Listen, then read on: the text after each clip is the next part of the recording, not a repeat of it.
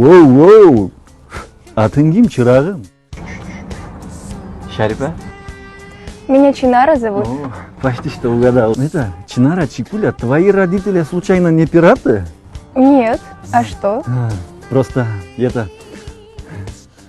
Не дотяни, елки.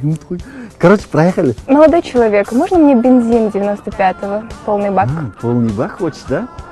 Как раз, знаешь, да, вот полный бак хватит нам Талас поехать, там Кудалашип с тобой, обратно вернемся, покатаемся здесь, да? А вы прикольный. Да, я прикольный, безалкогольный, не пью, не курю. Здоровый образ жизни, значит? Нет, ты гонишь, что ли? Здесь заправка, здесь курить нельзя, бабахнет, тем более ты бомба, вообще двойной бабах будет. Эй, сен кыз үчүн төлөп койдуңбу бензинге? Я Бакбаке буну маркетинг деп коет да. Зато эртең дагы келет туурабы? Келесо, сен уже 15-ші жолу төлөп атасың ушуга. Для того, чтобы заработать миллион, надо потратить миллион. Не билбейсиң, не Киясакини окуган эмес белеңиз. Эй, сен лохсуң. Зарплатаңдын баарын кетирип салдыңбы?